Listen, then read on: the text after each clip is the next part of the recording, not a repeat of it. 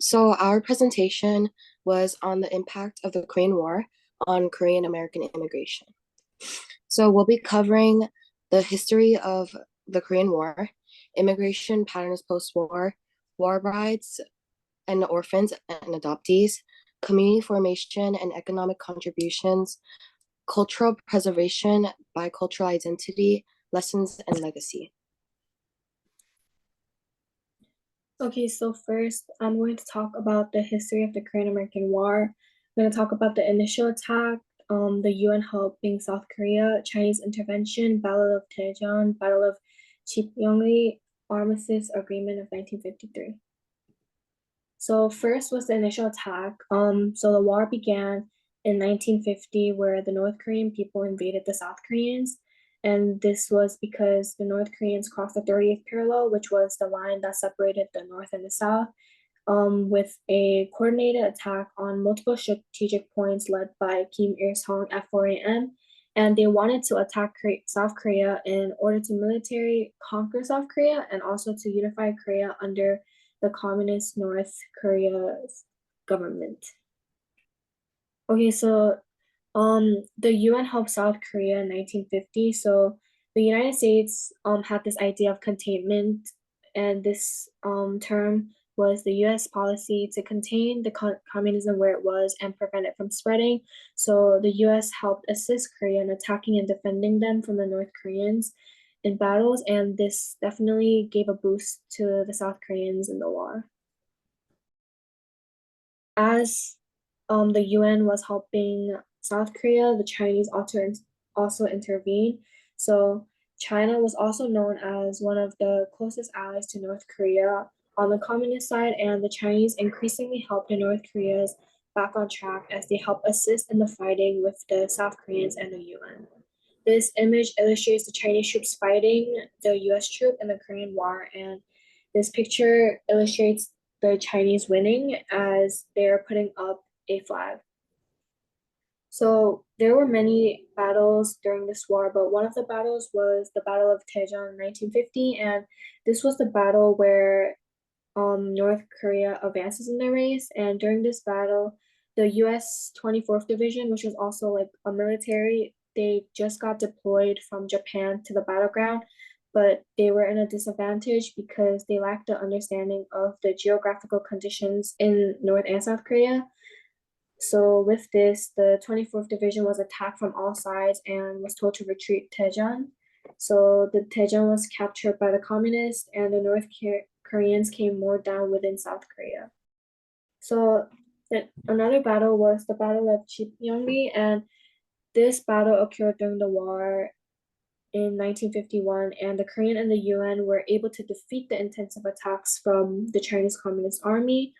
And in this battle, the Chinese communists suffered heavily, and the UN were able to change the direction of the war for the first time since the Chinese communist intervention. So there were many more battles during the war, but lastly was the Armistice Agreement of 1953, where it was both signed by both sides. And until today, there's no clear winner as both South Korea and North Korea still exist today. Okay, so next I'll be talking about the significant and impacts of the Korean War. So the Korean War was a significant part of Korea's history, mainly because it was a key part of the Cold War. I think mentioned before, the Cold War was a period of time when the US and the Allies tried to prevent the spread of communism, with the Soviet Union and China trying to spread it. So the whole Korean War was basically a representation of the Cold War. South Korea represented democracy, while North Korea represented communism. The outcome of this war was that that Korea would stay divided into North and South Korea. Both North and South Korea are considered as very distinct countries with different form of governments, values, and ways of life. As you can see on the slide on the left, North Korea places more restrictions compared to South Korea. North Korea doesn't allow any political freedom and oppositions. Their military focuses more on strength and nuclear weapons. They're primarily supported by Russia and China, and they're much more isolated. As for South Korea, they have multi-party systems, political freedom. Their militaries emphasized more on technology and defense mechanisms. They have strong alliances with the US and are active in global trade and diplomacy. This division still persists in modern days, which essentially displays the importance of the Korean War. So, as you may know, the Korean War resulted in a major casualty, and because of the major losses both sides suffered, it set as a precedent that big and direct fights between powerful nations, like the US and China, would be dangerous and costly. It was estimated that over 2.5 million people were killed, injured, missing, including civilians. Millions of citizens were displaced from homes. Many suffered long-term disabilities, left many soldiers with PTSD and psychological scars. Families were separated, etc. The conflict caused widespread destruction and suffering on the Korean peninsula. Economically, the war drained resources and hindered development in both Koreas. Because of this, both sides decided to make use of different methods to get what they wanted and needed, like supporting other groups from other countries. Overall, the war caused a lot of suffering, both physically and mentally, and it left a lasting impact on the people of both North and South Korea. Next, we'll be talking about immigration patterns post-war. So after the Korean War ended on, I believe, July 27, 1953, South Korea faced a lot of challenges regarding building the aftermath of the destruction as well as the significant economic challenges. As you can see on the slide, much of South Korea's infrastructure, including buildings, roads, and bridges, were all destroyed. But the US started to play a significant role in South Korea's recovery. The US provided economic aid, military assistance, economical development plans, political and diplomatic support, humanitarian efforts, etc. This eventually led to increased connections between the two countries, which laid the most of the groundwork for more flux of Korean immigrations to the US. The rise of Korean American immigration. As you can observe on this chart on the right top, right after the Korean War ended in 1953, the rate of Korean immigration increased dramatically. This is accountable for multiple reasons. For example, the US passed immigration laws that made it more favorable for Koreans to immigrate to the US. These laws will later be more discussed. The US also offered many economic opportunities as Korea developed. Many Koreans seeked for more opportunities abroad, leading to increased immigration to the US for education, jobs, and overall a higher standard of living.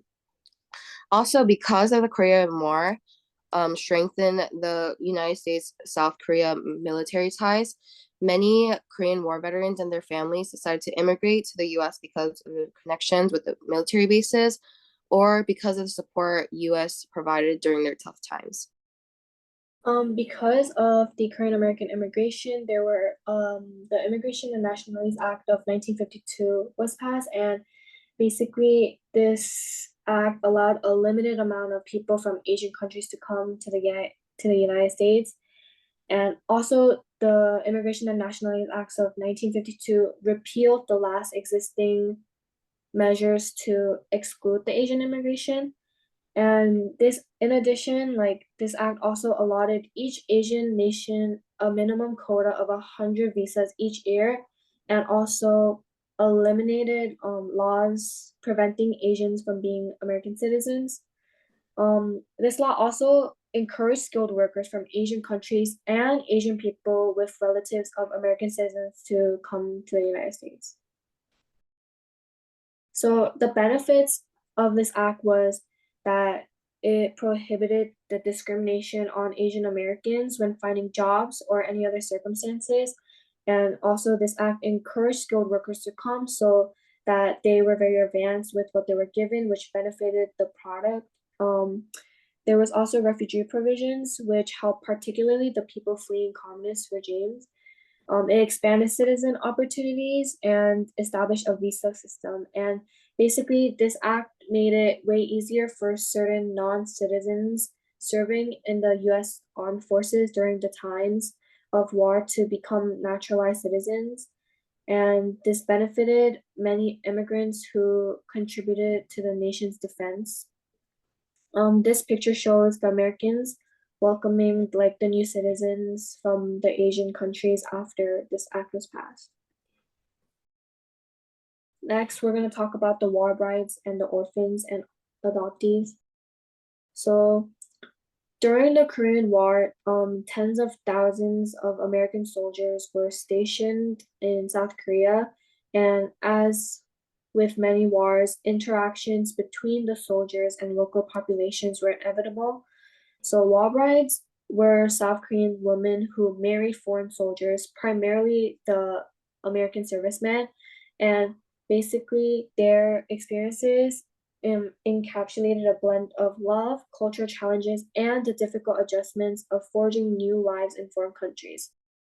It is estimated that there are over 6,000 women who immigrated with the soldiers to America during this time. So the effects and treatment, so the war brides, when they came to America, like they got really bad treatment because mixed race children. So basically, relationships between Korean women and the foreign soldiers sometimes resulted in children of mixed racial heritage. And basically, these mixed race children often face a lot of discrimination, and they were seen as like socially undesirable in this society. In addition, there were cultural differences. Korean women who married American soldiers faced a significant cultural divide, and this was because the United States and South Korea had very different languages, traditions, and social norms. Many of these women were unfamiliar with Western lifestyle, and integrating into American society often was proved difficult. Likewise, American soldiers who brought their Korean wives to the US also struggled to bridge the cultural gap. So, on top of war brides, they're not actually the only ones who have been separated from their families during the Korean War. The Korean War caused widespread devastations, leaving many children orphaned due to their loss of their parents in the conflict or as a result of the war's disruption. As a result, many of the Korean War orphans became adoptees of American households. In a study, it was shown that during the 1950s to the 1960s, when the Korean War ended, the US saw a significant increase in the number of Korean children being adopted by American families. The US government and various other organizations supported these adoptions through programs and policies that facilitated the immigration of adopted Korean children. And many of them were granted special visas that allowed them to enter the US and become permanent residents. They would eventually acquire US citizenship, fully integrating into American society. Many Korean War orphans experienced severe trauma and loss to the death of parents or the separation from their parents. The emotional scars from these experiences often persisted into adulthood. They struggled in multiple aspects like their cultural identity, trauma, discrimination, social isolation, etc. The combined effects of this had long-lasting impacts on their mental health issues such as depression, anxiety, and much more. So next we'll be talking about community formations and economic contributions. So the establishment of Korean communities. So one way, like the Korean Americans were able to establish Korean communities was immigration reforms like the Immigration Act and Immigration and Nationality Act of 1965, in which many Koreans were able to sponsor family members to join them in the US, and this led to the growth of extended family networks that served as a formation of a community. Another one was the establishment of Korean churches. As many of the Korean immigrants were Christian, the churches offer spiritual, emotional, and practical support. This brought a lot of Koreans near these churches, creating a community. In addition, many Korean churches also organize social events, creating opportunities for community members to meet, network, and offer mutual assistance. And over time, They also engaged in political advocacy and mobilized for civil rights and immigrant protections. Next, I'll be discussing the economic contributions. The Korean American community had many economic contributions to America through a lot of stuff, such as entertainment, fashion, beauty products, businesses, technology innovations, the list could go on.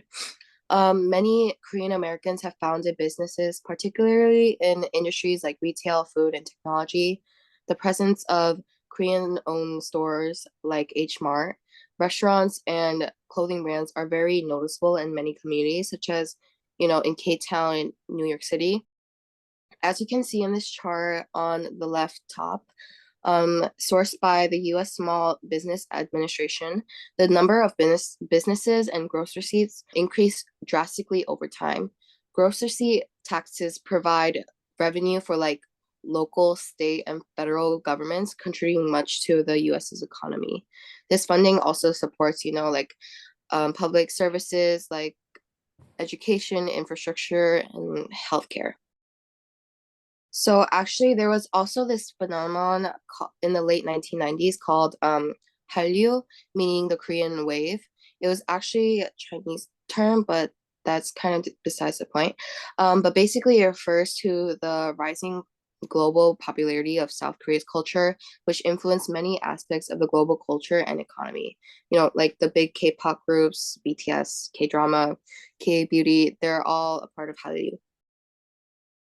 Next, we'll be discussing culture preservation and bicultural identity. As you may know, preserving your mother culture in another country is kind of difficult without the help of communities. So Korean Americans actively engage in cultural preservations through like a lot of stuff. For example, many Korean American communities establish language schools to teach their children Korean proficiencies, to, keep in touch with their roots. Korean Americans also celebrate many of their traditional holidays like Chuseok and Seoll날 to bring everyone together and promote their cultural practices. Oh, and on the left bottom, Korean cuisine is also a big part of cultural preservations. Dishes like bulgogi, kimchi, seaweed, bean sprouts are often served as side dishes in Korean American households. So, bicultural identity, people who either immigrated to the US from Korea or born from immigrant from Korea often grew up and lived with values, norms, and traditions, both Korean and American. They were forced to develop a bicultural identity that involved balancing traditions and expectations of the American society. And until today, many generations after the first wave of Korean immigrants still keep their bicultural identity going. Next, we'll be talking about lessons and legacy. What did we learn? To sum it up, the Korean War greatly impacted Korean American immigration by causing many Koreans to flee to the US for safety as refugees. This led to changes in immigration laws, making it easier for Koreans to come to America. The war strengthened ties between the US and South Korea, promoting cultural exchange and positive views of Koreans in America. As a result, Korean Americans communities formed like KACE, contributing to local economies through new businesses. The experience of war also highlighted the importance of preserving Korean culture, leading to a greater engagement in the Korean American community. Overall, the war was a key moment that transformed the Korean American experience and it strengthened the connections between the two countries. Today, there is still a lot of ongoing influence. The lessons and legacies of Korean immigrants in the United States still continue to shape both the Korean American community and broader American society in a number of ways. This ongoing influence is reflected on their contribution to culture, economy, politics, education, and as well as their role in shaping their identity. Just like our internship case, we have this ongoing influence to be proud of being a Korean American and to keep embracing our cultures. And this is our sources.